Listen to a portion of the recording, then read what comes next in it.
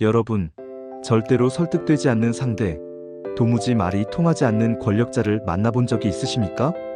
정면으로 부딪히면 깨지는 것은 언제나 우리 같은 약자일 뿐입니다. 그럴 때 우리는 어떻게 해야 할까요? 여기 칼이나 군대가 아닌 오직 지혜와 재치만으로 한 나라의 왕을 2번이나 움직인 한 남자의 이야기가 있습니다. 그는 높은 관직의 재상도 용맹한 장군도 아니었습니다. 그의 이름은 우맹, 나라의 어릿광대였습니다. 이야기는 지금으로부터 2000년도 더 전 중국 초나라에서 시작됩니다.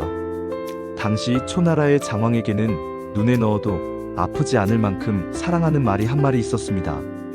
왕은 그 말에게 비단 옷을 입히고 상아로 장식된 침대에서 재웠으며 최고급 말린 고기와 대추를 먹였습니다.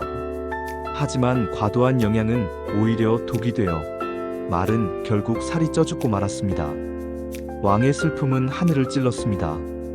그는 신하들에게 과인이 가장 아끼던 말이 죽었으니 마땅히 재상급인 대부의 예로 성대하게 장례를 치르라 는 어명을 내렸습니다. 신하들은 경악했습니다. 아무리 귀한 짐승이라지만 사람도 아닌 말을 사람의 예법으로, 그것도 고위 관직의 예법으로 장사 지낸다는 것은 천하의 웃음거리가 될 일이었습니다.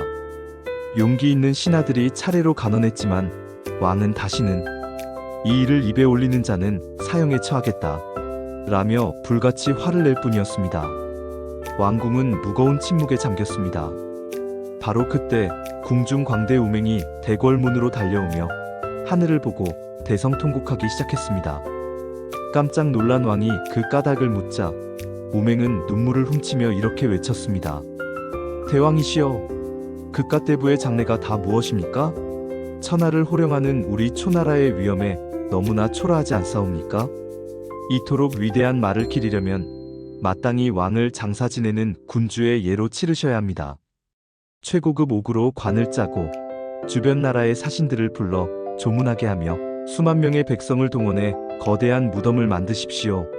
그리하면 온 세상이 초나라 왕은 사람보다 말을 더 귀하게 여긴다며 대왕의 명성을 칭송할 것이옵니다.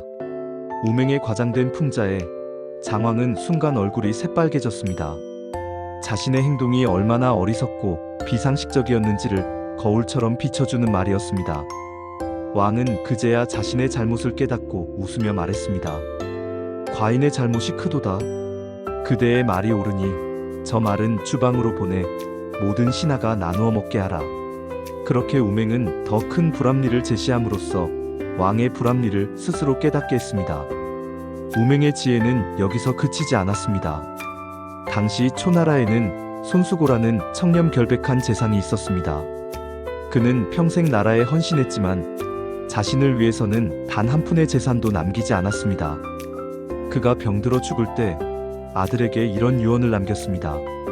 내가 죽으면 너는 필시 가난해질 것이다. 그때가 되면 우맹 어른을 찾아가 내가 네 아버지라고 말하거라. 몇 년 후 손수고의 아들은 정말로 땔감을 팔아 겨우 생계를 유지할 만큼 가난해졌습니다. 그는 아버지의 유언을 떠올리고 우맹을 찾아갔습니다.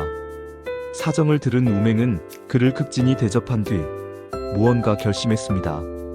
그는 1년 동안 손수고가 입던 옷을 입고 그의 걸음걸이와 말투, 미세한 표정까지 밤낮으로 연습했습니다. 마침내 왕이 주최한 연회날, 우맹은 죽은 손수고의 모습으로 나타났습니다. 죽은 줄만 알았던 충신이 눈앞에 나타나자 왕은 버선발로 뛰어나와 그의 손을 잡고 감격했습니다.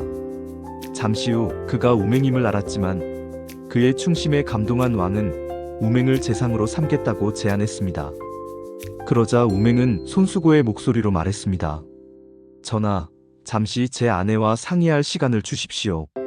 사흘 후 왕 앞에 다시 나타난 우맹이 말했습니다. 제 아내가 말하기를 초나라 재상은 되지 마세요. 손수고 같은 충신도 평생 나라를 위해 헌신했지만 그의 아들은 지금 굶주림 속에서 땔감이나 팔고 있습니다. 그런 꼴이 될 바에야 차라리 스스로 목숨을 끊는 게 낫다고 하더이다. 그 말을 들은 장왕은 자신의 무심함에 큰 부끄러움을 느꼈습니다. 그는 즉시 손수고의 아들을 불러 400호의 땅을 내려주고 충신의 가문이 대대손손 제사를 이어갈 수 있도록 보살폈습니다. 말의 장례식에서는 과장된 풍자로, 재상의 아들을 위해서는 진심 어린 연기로, 우맹은 상대의 입장에서 그들의 마음을 움직이는 방법을 정확히 알고 있었습니다. 그의 이야기는 우리에게 중요한 교훈을 줍니다. 진정한 설득은 상대를 힘으로 누르거나 논리로 몰아세우는 것이 아닙니다. 진정한 지혜는 상대가 스스로의 잘못을 깨닫고 잊었던 도리를 기억하게 만드는 것입니다. 이것이 바로 칼보다 강한 혀, 권력보다 위대한 지혜를 보여준 광대 우맹의 이야기입니다. 감사합니다.